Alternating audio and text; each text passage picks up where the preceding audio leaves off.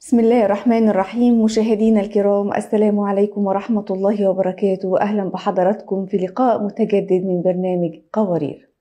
قال تعالى: إن الذين يحبون أن تشيع الفاحشة في الذين آمنوا لهم عذاب أليم في الدنيا والآخرة. وحديث عن الرسول صلى الله عليه وسلم قال: في من لا يرحم لا يرحم.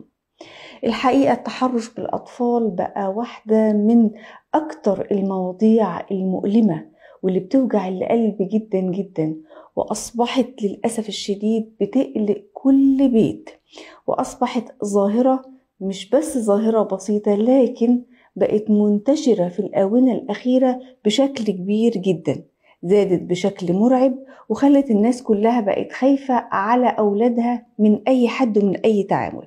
وبقت الحقيقة بتتم في أماكن المفروض إن الأماكن دي كانت آمنة، زي بيت، زي نادي، زي مدرسة. كنا بنبقى مطمئنين على أولادنا في الأماكن دي، لكن مع الأسف الشديد أصبح التحرش بالأطفال أو بالمراهقين بيتم في الأماكن اللي كانت آمنة، وبتحصل من ناس الطفل بيعرفهم كويس جدا، يعني مش أغراب زي ما كنا فاكرين زمان. والكلام ده مش كلام مرسل، الكلام ده بناء على دراسات قام بيها المركز القومي للبحوث الاجتماعية والجنائية، واللي بتقول الدراسة دي إن حوالي 70% من حالات التحرش بالأطفال بيكون المتحرش فيهم من الأقارب أو المعارف أو الجيران أو الأصدقاء المقربين من العيلة.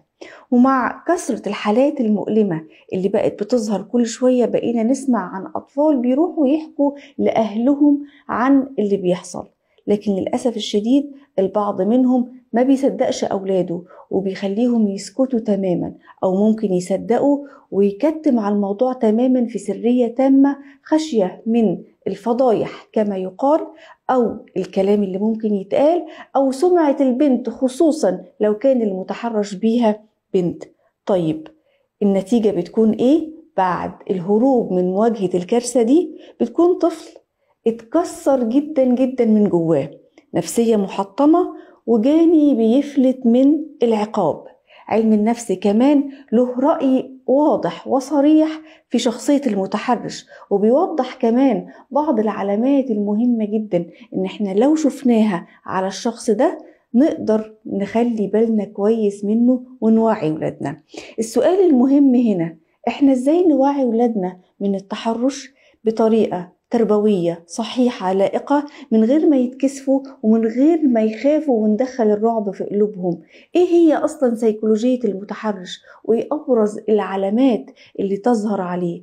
ولو لا قدر الله حصل كده لحد من اولادي في مرحلة الطفولة او في المراهقة، ازاي رد فعل الاب والام ونعالج ده ازاي؟ معانا تفاصيل كتيرة جدا جدا هنناقشها في خلال سلسلة هنتكلم فيها تحت عنوان أبناؤنا والتربية الجنسية السليمة، وازاي نحافظ عليهم ونوعيهم من التحرش، مع ضيفتنا الفاضلة اللي مشرفانا الدكتورة منى صبحي، دكتوراه في التربية ورئيسة المنتدى العالمي للفكر والثقافة. السلام عليكم وأهلا ومرحبا يا دكتورة.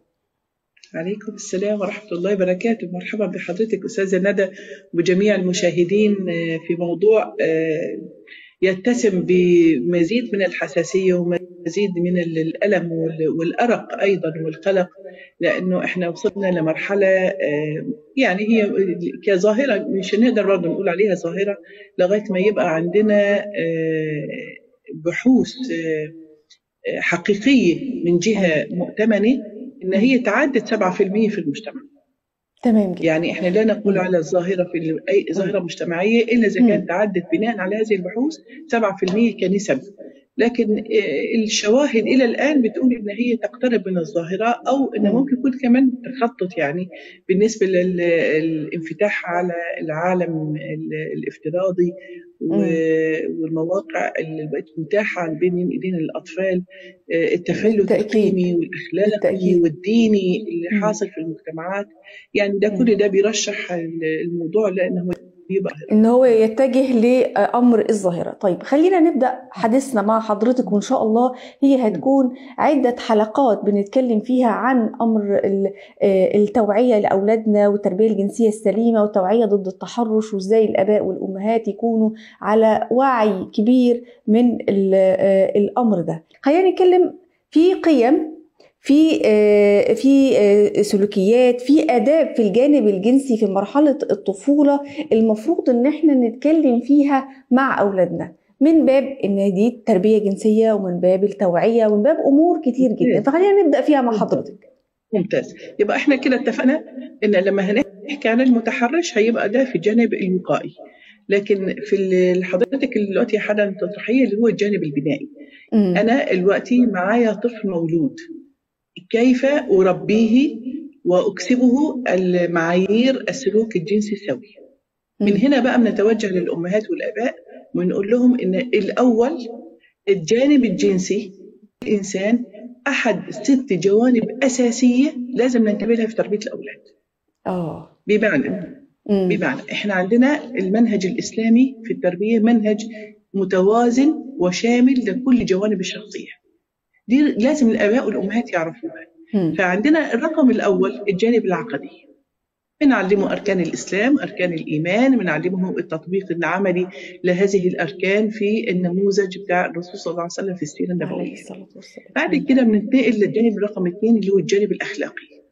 الجانب الأخلاقي في الإسلام يعتبر وجه العمل الآخر للإيمان أو للجانب الإيماني أو للمكون الإيماني، لأنه إحنا هنا عندنا الأخلاق في الإسلام عبارة عن افعل ولا تفعل، يعني الفعل هنا واجب وفرض، وعدم الفعل ده واجب وفرض، وليس من باب النفل أو من باب حسن الأخلاق كما مثلا في الفلسفات الأخلاقية الموجودة في المذاهب الفلسفية أو المدارس الفلسفية. فالنقاط اللي بيثيرها الإسلام في موضوع الجانب الأخلاقي اللي هي الصفات الحميدة أو ما يجب فعله من الأخلاقيات دي مرتبطة بالعقيدة، مثلا زي الكذب، زي الإيمان، زي الوفاء، زي البر، كل دي عبارة عن واجبات فروض لازم الإنسان يلتزم بها. إن لم يلتزم بهذه الأخلاقيات هيبقى فيها عقاب وهيبقى فيها يعني في درجات لهذا الأمر. في نفس التوقيت عندنا في الجانب الأخلاقي في مرزول من الصفات. المرزول من الصفات أيضا واجب على كل مسلم إنه يعرفه ويتخلى عنها. ماشي فيها زي ما إحنا عندنا الكذب من مرزول الصفات، عندنا في المقابل الصدق من المطلوب الإنسان يلتزم به. فالجانب الأخلاقي هو الوجه الآخر للجانب العقدي. نطلع بقى على الجانب العقلي اللي هو الجانب الثالث. إذا كان الله سبحانه وتعالى كرم الإنسان بالعقل وميزه عن كل المخلوقات بهذا العقل، فأعطاه عمليات عقلية 28 عملية عقلية من أجل أن يكون إنسان متميز عن باقي المخلوقات ويستعمل العقل في أنه يمشي في طريقه في الرسالة اللي الله سبحانه وتعالى أعطاه من رسالة الاستخلاف. الموضوع ده طويل طبعا الجانب العقلي طبعا. لكن ده مهم جدا ان احنا كأمهات وآباء نركز عليه. احنا عندنا 3 مسؤولين عليها امام الله سبحانه وتعالى. ايوه ده الجانب الثالث. الجانب الرابع اللي هو الجانب الجسمي. الجانب الجسمي الجسم السليم في العقل السليم، فانا مسؤولة عن رعاية في الجانب الجسمي، يعني التغذية، العلاج، الرياضة، النظافة، كل الحاجات دي مكتوبة بشكل كبير جدا إن لها حدود ولها ضوابط في الإسلام، فلازم أنا أهتم بها في تربية وتنمية. ده اسمه النمو الجسمي. هندخل في الجزء الخامس يلي هو مسار حديثنا اليوم، يلي هو الجانب الجنسي. أيوة. الله سبحانه وتعالى وضع غريزة الميل من جنس إلى آخر، ما عندناش غير الذكر والأنثى، حط الغريزة دي موجودة في الذكر والأنثى علشان في الإطار الشرعي لها الزواج، يبقى في تناسل في أعمار الكون، في مسؤولية الاستخلاف، فحط لها آداب وضوابط المفروض الأمهات والآباء يعرفوها من يوم ما يتولدوا أولادهم لغاية ما يبقوا مؤهلين سن الزواج. دي اسمها التربية الجنسية السليمة في الإسلام، تكسبوا معايير السلوك والقيم والأحكام والآداب المستقاة من القرآن والسنة، وده اللي هنحكي فيها بقى بالتفصيل في هذه الحلقات اللي هي التربية الجنسية من منظور إسلامي. في عندنا جزء من التربية الجنسية اللي هو الثقافة الجنسية، دي تعطى فقط للمتزوجين. فيها أيضا أحكام وفيها آداب خاصة بالعلاقة الزوجية، وده موجودة مفصلة في القرآن والسنة، ولكن ليس مجال حديثنا اليوم بالظبط. لأنه إحنا حديثنا للأمهات والآباء من المرحلة العمرية من عند الولادة إلى أن يكونوا في دخلوا في مرحلة الزواج. بعد ممتاز كده جدا. عندنا الجانب الأخير والأساسي في حياة الإنسان وتربية أولادنا اللي هو الجانب الاجتماعي. إزاي نعمل حاجة اسمها منظومة الحقوق والواجبات والحدود في التعامل مع الآخر. مع الآخر ده بيبقى الأسرة، بيبقى الإخوات والأم والأب، بيبقى العائلة، بيبقى الجيران، بيبقى الأصحاب، بيبقى الأصدقاء. فيها متسع كبير جدا، لكن فيها تعليم الولد أو البنت المسؤولية الفردية والمسؤولية الاجتماعية. الموضوع ده بقى أيضا جانب بيغطي، وكل هذه الجوانب تستند على الجانب الأول والرئيسي اللي هو المكون العقدي، لأنه إحنا بنستقي كل الأحكام وكل الآداب وكل المعايير وكل السلوكيات من القرآن والسنة.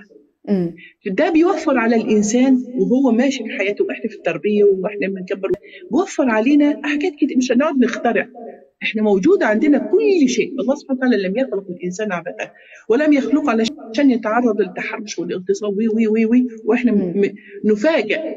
إحنا المشكلة لما نتفاجأ إن إحنا تعرضنا لهذا الأمر. طب ما هو في عندنا في التربية الإسلامية 3 جوانب أو 3 نقاط أساسية. التربية البنائية، إن أنا بحط القواعد والأسس. بعد كده عندنا جانب وقائي، بعلم الأولاد إن بدل ما يقعوا في الخطأ أو ينجروا للخطأ، في أسباب بالضبط، في أسباب للوقاية. ولو لا قدر الله إحنا غلطنا وقعنا حصل لنا كذا كذا، في عندنا جوانب علاجية. فالموضوع ده كبير جدا جدا، وخلينا قدام مسؤولية أمام الله سبحانه وتعالى، أمام أولادنا. يعني الواحد بيتخلف والواحد بيخلف علشان يأكل ويشرب ويدخله من المدارس، مش دي التربية. لا طبعا، ده دي الرعاية، لكن التربية ليها أمور خاصة تانية بيها. يعني جل حديثنا النهاردة احنا بنتكلم عن طبعا جانب معين يا دكتورة، وهو الجانب الجنسي زي ما حضرتك ذكرتي، والمفترض انه هو له قيم وسلوكيات وأداب خاصة بالجانب الجنسي في مرحلة الطفولة. طيب أنا أعلم أولادي إيه في المرحلة دي؟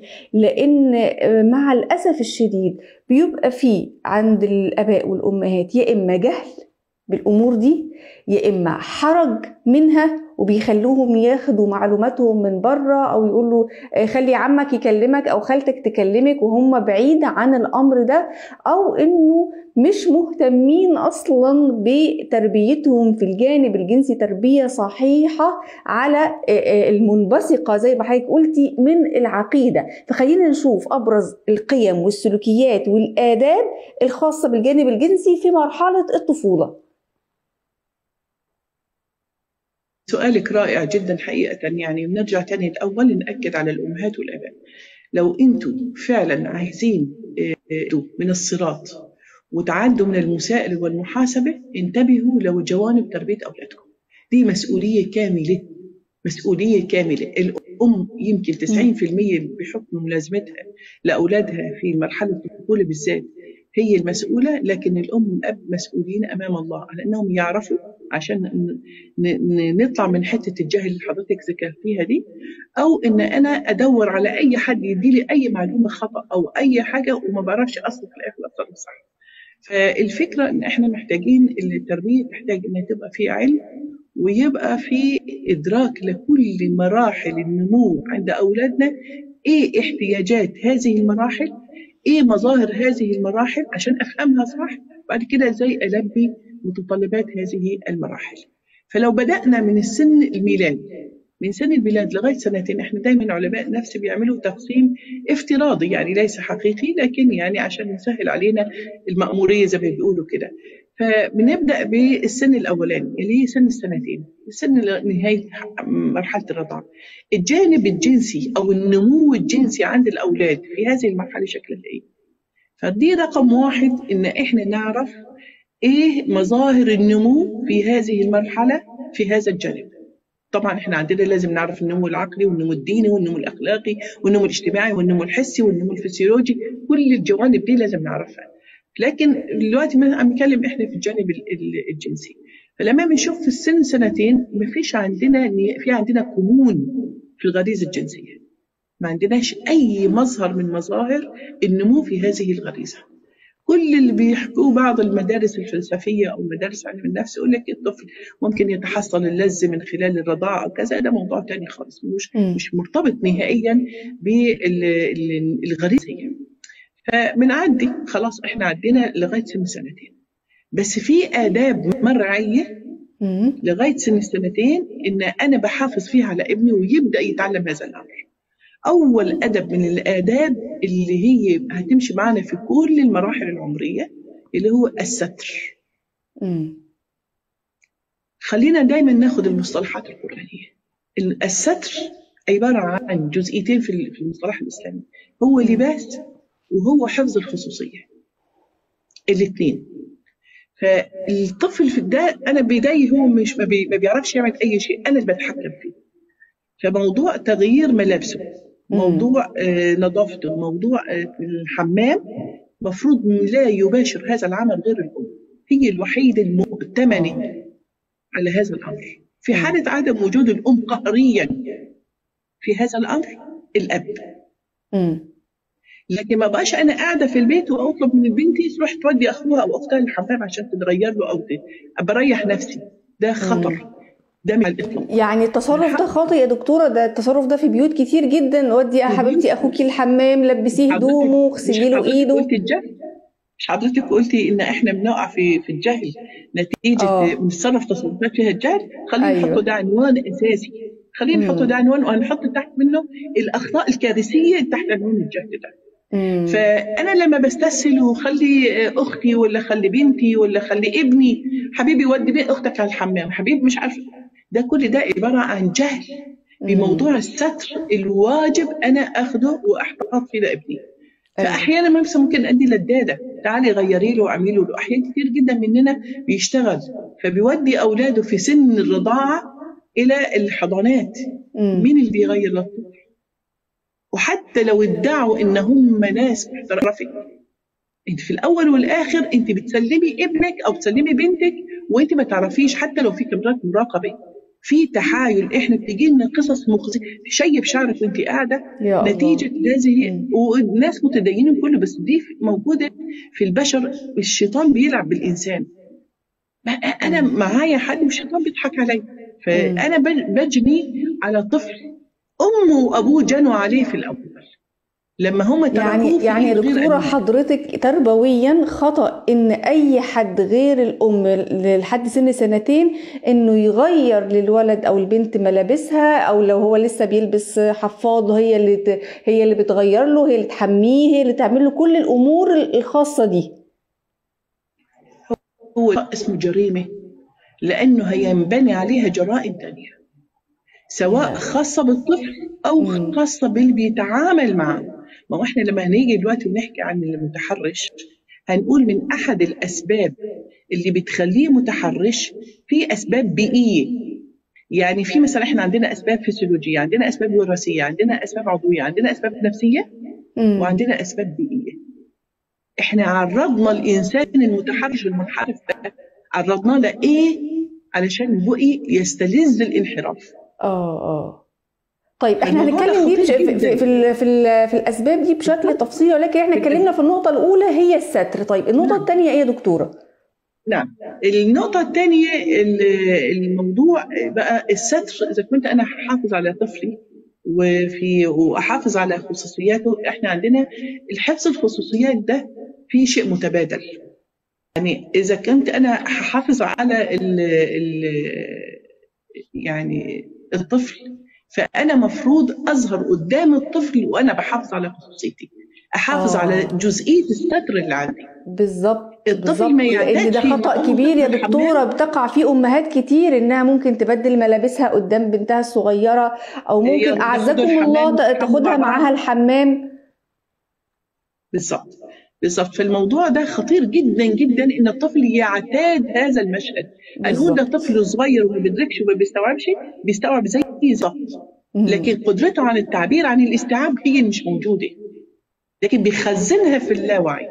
واذا كان طفل يتمتع بالذكاء بيخزنها بشده وبيربط بينها وبين اشياء كثيره جدا.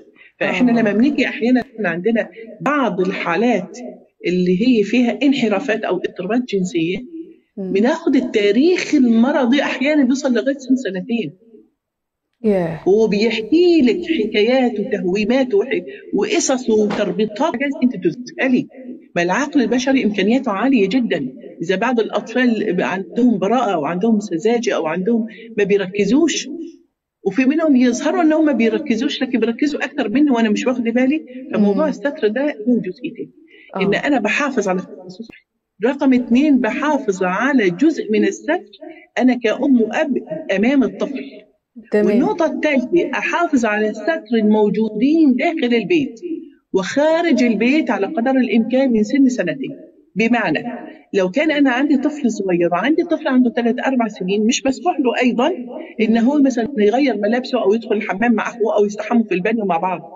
ده ممنوع منعا باتا. صح. انا ممكن اعمل ايه بقى؟ اقعد معاهم في البانيو وهم لابسين طبعا، وده اللي هنحكي عليها في موضوع ستر العوره. ستر العوره الاساسيه، وانا قاعده قدامهم عيني ما راحتش 24 ساعه، عيني عليهم مركزه عليهم، بيلعبوا، بنلعب مع بعض، خلصنا شطفنا بعض، حطينا كل واحد على جنب. مهم جدا الطفل يعتاد ان في ستر موجود هو في نفسه وفي اللي حواليه. فالأمهات اللطاف الظراف اللي بياخدوا أولادهم بقى حمامات السباحة، قولي لي بقى بيعلموا أولادهم إيه؟ أنا عايزة أعلم ابن السباحة، سيدنا عمر بيقول علموا أولادكم السباحة. بالظبط. بس يا دكتورة هم في التمرين السباحة بيكونوا كلهم مستورة عوراتهم. ماشي، في منهم مستورة عوراتهم وفي منهم أماكن غير مستورة العورات. أنا أخذت ولادي من سنة مرة ومكان راقي جدا جدا، ومكان يعني الناس المفروض الناس محترمة يعني. عادي في واحدة بنت راحت غيرت وهي واقفة، ما عندهاش مشكلة. معقولة ضربوها؟ مش أنا أقصد إن أنت لما بيخلي الطفل يعتاد على أماكن ويعتاد على مناظر تبقى ده طبيعية وبديهية. لما دي بقى دي هتيجي دلوقتي في موضوع اللباس والستر. احنا عندنا الستر في ملابس الاولاد بعد سن 2 لغايه 5-6 سنين لغايه 10 سنين بتعتمد على جسم الطفل. بمعنى ايه؟ الجسم يعني هو اللي بيحكمني في لبسه. فانا لما بودي مثلا حمام السباحه لغايه 5 سنين انا مودي ولادي حمام السباحه، بس في بنت في الحمام السباحه عندها 4 سنين كأني عندها 9 سنين بالظبط. يبقى وبتكون مامتها مش منتبهة لطبيعة جسمها فمش ملبساها الميول اللي المفروض يكون مناسب لطبيعة جسمها ويسترها مثلا. فإحنا بنعود أولادنا من سن صغيرة إن الستر جزء من العفة، ويبدأ يتعلم الطفل يعني إيه كلمة سن 3 سنين. لا حبيبي وقف ورا الباب غير ملابسك، حبيبي ادخل الحمام ورا الباب أنا مستنياك. دايما يتعلم في حاجة اسمها إن مراعاة معايير اللباس. العفة. طيب دكتورة منى احنا الحقيقة قربت يعني خلاص قرب وقتنا على الانتهاء، ولكن قبل ما اختم مع حضرتك احنا ان شاء الله معانا سلسلة من الحلقات نتكلم فيها ونستفيض في باقي التفاصيل المهمة. احنا كده اتكلمنا عن نقطة الستر والنقطة كمان الخصوصية من جانب الاب والام، يبقاش ان احنا بنستر ابنائنا فقط ولكن احنا كمان نكون مستورين امامهم، نعرفهم يعني حدود عوراتهم، يكونوا موجودين في أماكن ما يكونش فيها يعني شبه استثارة للغرائز، أو إن هم كمان ما ينفعش إن يكونوا مع إخواتهم مع بعض بكشف عورات. والنهي عن تتبع العورات دي كمان جزئية مهمة جدا، مش بس نستر عوراتنا، عن تتبع عورات الآخرين. وبالتالي ده هيدخلنا في الجزئية الثانية بقى يمكن في اللقاء الثاني، إن إزاي أنا أحافظ على الستر، إزاي أعلم الأولاد آداب الحفاظ على الستر. تمام. فإحنا طيب ده بإذن الله يا دكتورة، نعم ده بإذن الله هيكون موضوع حلقتنا بإذن الله تعالى الحلقة القادمة.